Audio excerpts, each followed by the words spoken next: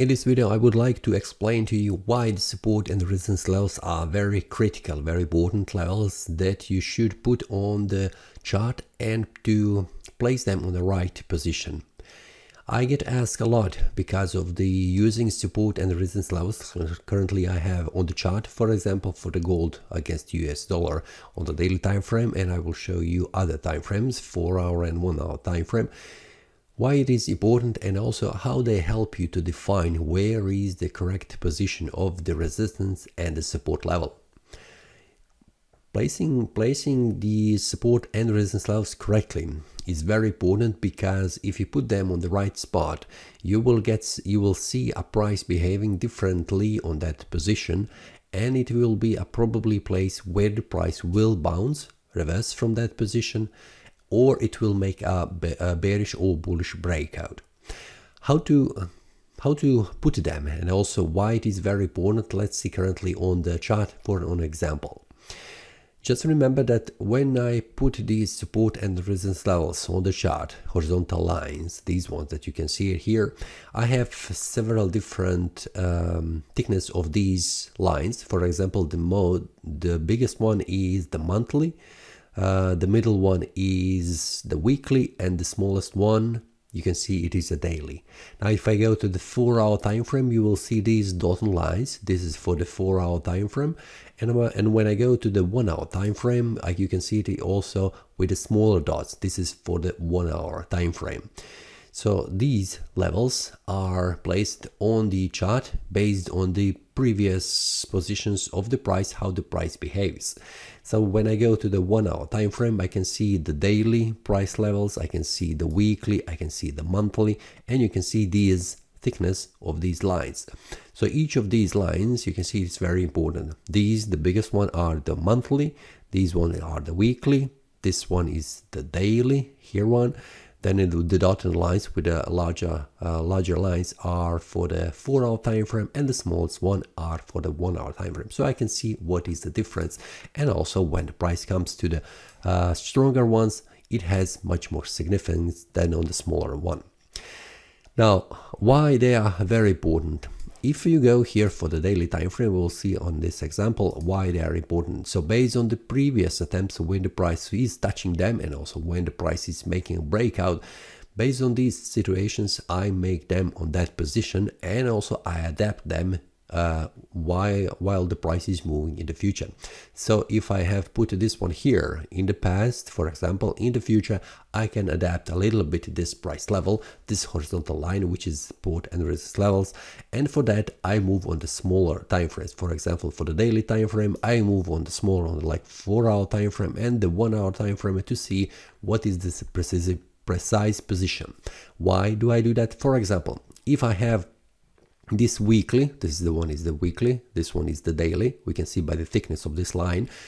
This weekly line cannot be here on this position, for example here on this one, if it doesn't align with this support and resistance levels on the 4-hour time frame. So I need to adapt this one.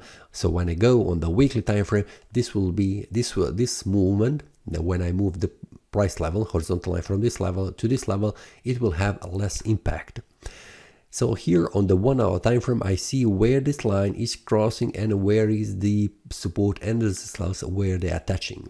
Why it is very important, this one? It is important if I move this one here, for example, in the middle of this price level, it will have no impact on the 1-hour time frame, and it will be a very incorrect information for me where is the support or resistance level.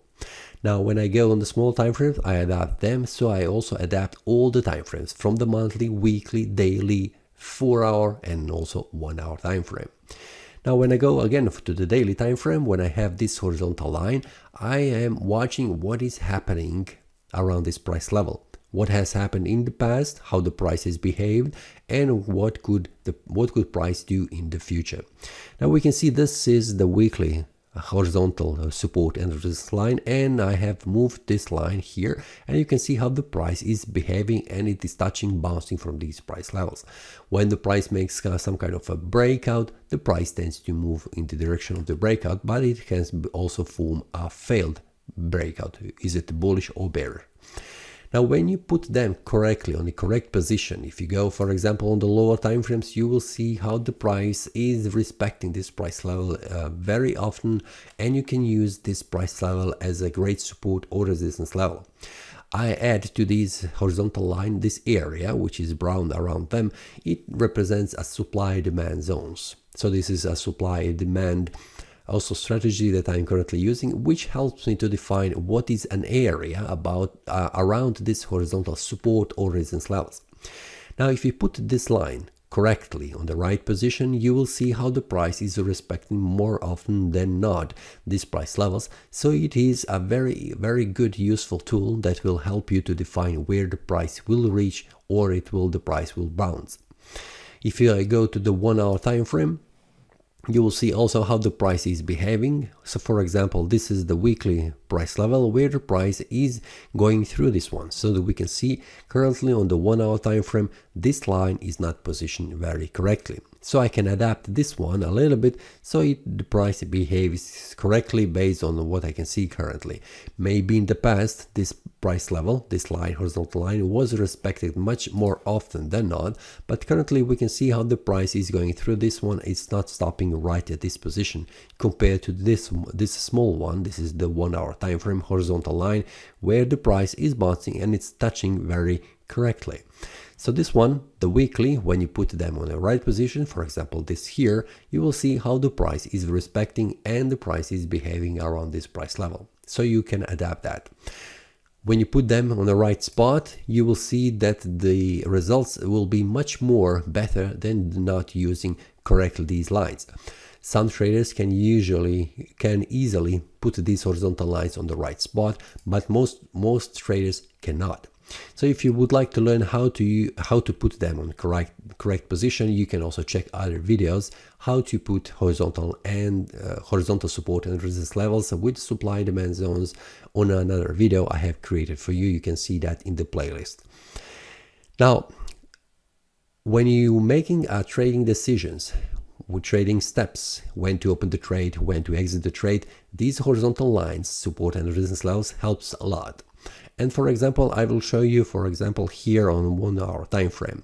So in this example, let's say the price was moving from the lower side to the upper side, and this was a resistance levels. After the price has formed this bullish breakout, the price tends to move in the same direction to reach the first resistance level, which was here. And the price has done right that. Even though the price was jumping back and forth, we can see that the price has reached this resistance level.